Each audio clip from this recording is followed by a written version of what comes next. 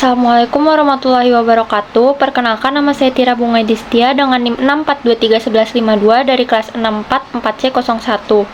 Pada kesempatan kali ini saya ingin menjelaskan untuk penjelasan jurnal untuk memenuhi tugas kuis akuntansi manajemen.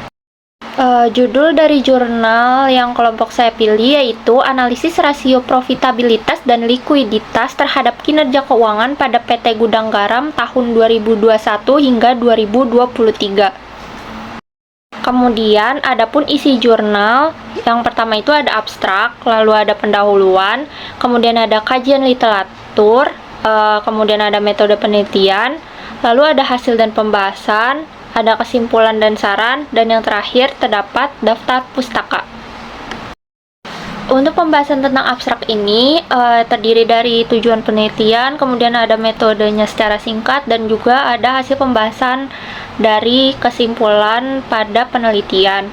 Yang pertama itu adalah penelitian ini bertujuan untuk mengetahui kinerja keuangan pada PT Gudang Garam tahun 2021 hingga 2023 melalui analisis profitabilitas dan juga likuiditas. Kemudian menggunakan pendekatan kuantitatif deskriptif dan data sekunder karena berasal dari laporan keuangan tahunan pada PT Gudang Garam, dan hasil penelitiannya juga menunjukkan bahwa kinerja keuangan dalam profitabilitasnya itu kurang baik karena net profit margin atau NPM-nya hanya mencapai rata-rata 3,73%. Itu di bawah standar industri yang seharusnya 20%. Kemudian ada return on asset atau ROA itu sebesar 5,04%. Itu juga profitnya kurang baik karena berada di bawah standar yang seharusnya itu 30%.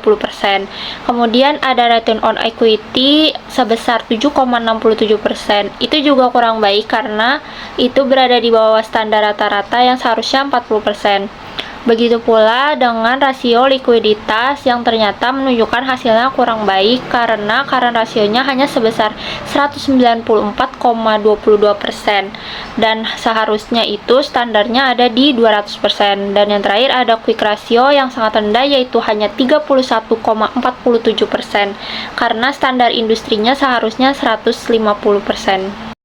Kemudian pada bagian pendahuluan untuk penelitian ini yaitu profitabilitas dan likuiditas itu merupakan indikator dalam menilai kinerja keuangan dan daya saing perusahaan termasuk pada PT Gudang Garam Tbk yang mengalami tekanan akibat pandemi dan fluktuasi ekonomi global pada tahun 2021 hingga 2023. Penurunan penjualan ini bertahap mendorong pentingnya analisis rasio keuangan untuk pengambilan setiap keputusan.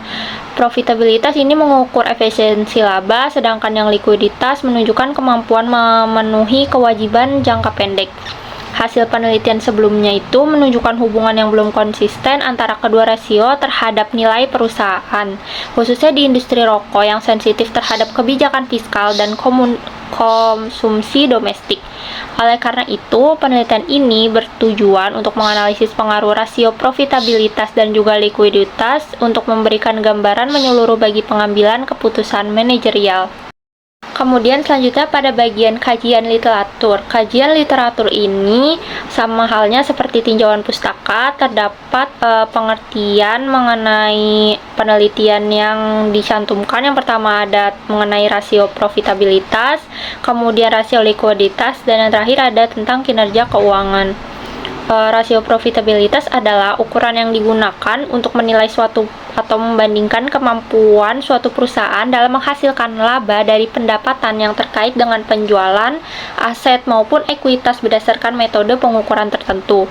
Kemudian ada rasio likuiditas, itu merupakan alat ukur keuangan yang menilai kemampuan perusahaan dalam memenuhi kewajiban jangka pendeknya. Dan yang terakhir ada kinerja keuangan. Kinerja keuangan yaitu kemampuan sebuah perusahaan dalam mengelola dan mengendalikan sumber daya yang dimilikinya. Selanjutnya yaitu ada metode penelitian. Singkatnya itu, metode penelitian itu yang pertama menggunakan pendekatan kuantitatif, kemudian ada jenis penelitiannya yaitu deskriptif, kemudian sumber datanya merupakan data sekunder, terus teknik pengumpulan datanya menggunakan metode dokumentasi, dan teknik analisis datanya yaitu deskriptif kuantitatif. Kemudian ada rasio keuangan yang digunakan, yaitu profitabilitas dan likuiditas. Untuk rasio profitabilitas itu ada NPM atau net profit margin, ROA dan ROE. Nah, untuk yang NPM itu rumusnya adalah laba bersih dibagi penjualan dikali dengan 100%. Kemudian untuk yang ROA itu laba bersih dibagi total aset dikali 100%.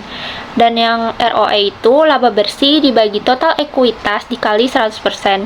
Kemudian untuk yang rasio likuiditas itu ada CR dan juga QR. CR itu current ratio, yaitu rumusnya aset lancar dibagi hutang lancar dikali 100%. Kemudian untuk yang QR atau quick ratio itu rumusnya ada aset lancar dikurang persediaan dibagi hutang lancar dikali 100%. Kemudian ada hasil dan pembahasan. Hasil dan pembahasan ini merupakan hasil dari perhitungan pada rasio profitabilitas dan juga likuiditas seperti yang tertera pada gambar. Yang pertama itu ada NPM. NPM-nya itu ada hasil persentasenya, ROA-nya juga, dan ROE-nya juga ada. Kemudian itu rata-rata keseluruhannya itu terdapat pada gambar tersebut juga. Yang pertama ada NPM-nya itu 3,73%, ROA-nya ada 5,04%, dan ROE-nya ada 7,67%. Sementara standarisasi harusnya itu adalah 20%, 30%, dan 40%. Maka dapat disimpulkan bahwa rasio profitabilitasnya itu tidak memiliki kinerja yang baik karena kurang dari standarisasi atau kurang dari 20%, 30%, dan juga 40%. Selanjutnya untuk yang rasio likuiditas juga sama, ada perhitungannya, kemudian bisa dihitung rata-rata keseluruhan. Yang pertama itu ada CR atau current ratio yaitu 194,22%, dan ada quick ratio atau QR yaitu 31,47%. Itu juga menunjukkan kinerja yang tidak baik karena hasil seharusnya atau standarisasi seharusnya yaitu 200% untuk CR dan 150% untuk QR. Untuk yang terakhir ada bagian kesimpulan dan saran.